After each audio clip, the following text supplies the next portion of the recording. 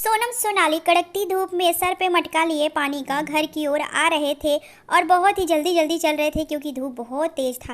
रास्ते में उसकी बहुत पुरानी फ्रेंड टिया मिलती है तो सोनाली पूछती है कि 7 दिन से तुम्हारा घर बंद था टिया, तुम कहीं गई थी क्या? तो टिया बताती है कि मेरा पति मुझसे बहुत प्यार करता है और वो इस गर्मी में मुझे नैनीताल ले गए थे घुमाने के लिए। तो सोनाली बोलती है कि नैनीताल तो बहुत महंगा शहर है और इतनी ज़्यादा पैसा आ गया क्या तुम्हारे पति के पास? तो टिया बोलती है जिसके पति प्यार करते हैं वो अपनी पत्नी के लिए बहुत कुछ कर सकते हैं। तो सोनाली और सोनम दोनों लोग मटके का पानी लेकर अपने घर में आती है तो क्या देखती है कि घर का टूटा हुआ छत है और छत से धूप पूरा नीचे आ रहा है और बाकी की स्नेहा, समीक्षा और स्वर्णा तीनों लोग मिलकर खाना बना रहे थे लकड़ी के चूल्हे पे और पसीने में भीगे हुए थे। तभी समीक्षा बोलती है कि इतनी गर्मी हो रही है और खाना बनाने का तो भाई मन ही नहीं कर रहा लकड़ी के चूल्हे पे। तो सोनाली बताती है कि हम लोगों के पति 2 टाइम का खाना भी कायदे से नहीं दे रहे हैं, कूलर इतना दिन से ख़राब है वो भी नहीं बन रहा, पंखा ख़राब है वो भी नहीं बन रहा, ऊपर से ये छत टूटा हुआ है, धूप पूरा आ रहा है। तभी सोनम बताती है कि टिया का पति नैनीताल ले गया घुमाने के लिए, एक तो हम लोग के पति हैं कि हम लोग के ऊपर ध्यान ही नहीं देते।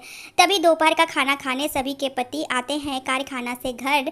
तभी स्नेहा बोलने लगती है कि पंखा ख़राब है, कूलर ख़राब है, आप लोग बनवा नहीं रहे हो, छत टूटा हुआ है, पूरा धूप नीचे आ रहा है। तभी उनके पति बोलते हैं कि इतना लेट हो गया अभी तक तुम लोगों का खाना नहीं बना। तो सोनम सोनाली बोलते हैं कि आप लोग केवल खाने पे ध्यान दे रहे हैं और घर में इतनी गर्मी हो रही है उसका तो कोई अता पता ही नहीं है, इतनी धूप गर्मी में हम लोग मर मर के चूल्हे पे खाना बना रहे। तभी उन लोगों के पति बोलते हैं कि घर में आओ नहीं कि पूरा लिस्ट तैयार रहता है तुम लोगों का शिकायत का, इसीलिए घर आने का मन नहीं करता है। तुम लोग तो हम लोगों का जीना भी हराम करके रखे हो, इतना मेहनत करके हम लोग कमाते हैं तभी 2 वक्त का खाना मिलता है। तभी सबके पति शहर में बात काम के बारे में और महीने भर का पैसा रख कर अगली बस से गुस्से में पांचों के पति चले जाते हैं शहर कमाने के लिए। लेकिन पैसा तो बोले थे महीने भर का है, लेकिन पैसा तो 10 ही दिन में ख़त्म हो चला था। उन लोगों के समझ में नहीं आ रहा था कि अब आगे घर कैसे चलाएं। तभी सोनम आइडिया लगाती है कि हम लोग जंगल से लकड़ी लाएंगे और बेचकर उसी से हम लोग अपना घर खर्च चलाएंगे। एक दिन कोने में बैठी थी पांचों बहुएं, तभी वहाँ मकान का मालिक आता है और बोलता है कि हम शहर में शिफ्ट होना चाह रहे हैं और हमारा ये फैसला है कि तुम लोग 8 दिन के अंदर गांव का सारा घर खाली कर दो क्योंकि मुझे गांव का घर बेचना है और शहर में एक मकान लेना है। इतना कहकर मकान का मालिक चला जाता है। पांचों बहुएं सोचने लगती है कि हमारे पति भी नहीं है, पैसे भी ख़त्म हो चले हैं और मकान मालिक भी घर खाली करने को कह रहा है।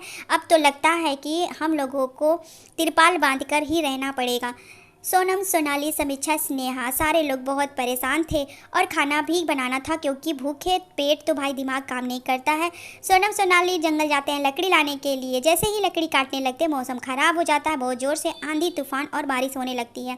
सोनम सोनाली समीक्षा तीनों लोग पेड़ की तनों में थोड़ा सा जगह था वहीं पर रुक जाते हैं। जब बारिश बंद होता है तो वो लोग घर की ओर आने लगते हैं। सामने गड्ढा नुमा दिखता है तो सामने जाकर देखते हैं तो वह गड्ढा नहीं था, बड़ी सी नदी थी जिसके बारे में गाँव में किसी को भी पता नहीं था।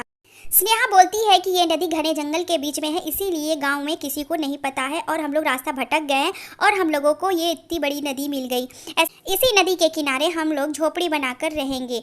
तो बाकी की 4-5 बहुएं जाती हैं वापस अपने टूटे हुए मकान में और ज़रूरत का सारा सामान पैक कर लेते हैं और उसी नदी के किनारे एक छोटी सी झोपड़ी लगा लेते हैं।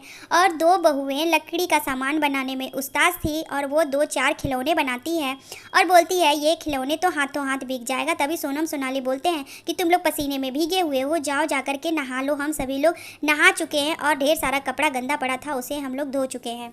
सोनाली घने जंगल में अपनी झोपड़ी में सो रही थी। तभी उसके पैर पे कुछ रेंग रहा था, उसे लगा कि कुछ कीड़ा होगा तो वो बोलती है ये कीड़ा कहाँ से आ गया। जब उसकी आंखें खुलती है तो आंखें खुली की खुली रह जाती है क्योंकि घने जंगल में कोई भी जंगली जानवर आ सकता था। तो उसके पैर पे सांप था और वो ज़ोर से चिल्लाने लगती है। उसकी आवाज़ सुनकर बाकी की 4 बहुएं आती हैं और स्नेहा क्या करती है, बहादुरी दिखाती है, एक डंडा लेकर के आती है और डंडे के ऊपर उस सांप के बच्चे को उठाती है और जाके बाहर जंगल में फेंक देती है। पाँचों बहुएं सोचने लगती है कि हम लोग घने जंगल में रह रहे हैं तो भाई यहाँ पे बड़े बड़े जानवर, छोटे जानवर का भी सामना करना पड़ेगा। तभी जंगली जानवर की आवाज़ आने लगती है।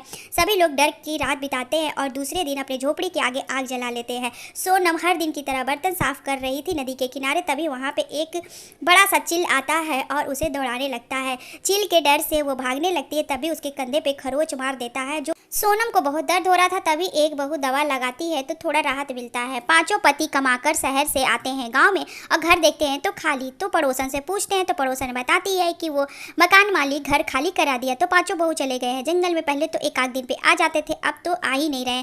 पांचों बेटे सोचते हैं कि बहुओं को कुछ हो गया। वो जल्दी जल्दी जंगल की ओर जाते हैं। तो चलते चलते वो झोपड़ी के पास आ जाते हैं। तभी वहाँ पे पांचों बहुएं बातें कर रही थी कि हम लोगों के पति हम लोगों से नाराज होकर चले गए, कहीं हम लोगों को भूल तो नहीं गए। तभी उनके पति आते हैं और बोलते हैं कि हम लोगों को माफ़ कर दो, गुस्से में हम लोग तुम्हें छोड़कर चले गए और ये नहीं सोचे कि तुम लोगों का क्या हाल होगा, कितनी मुसीबत। पांचों के पति बोलते हैं कि तुम लोग अपना सामान पैक करो और हम लोगों के साथ शहर चलो, जितना दुख उठाना था तुम लोग उठा चुके। तो पांचों बहुएं अपने सामान पैक करती है और शहर में आ जाती है। सोनम का इलाज होता है और जल्दी सोनम सही हो जाती है।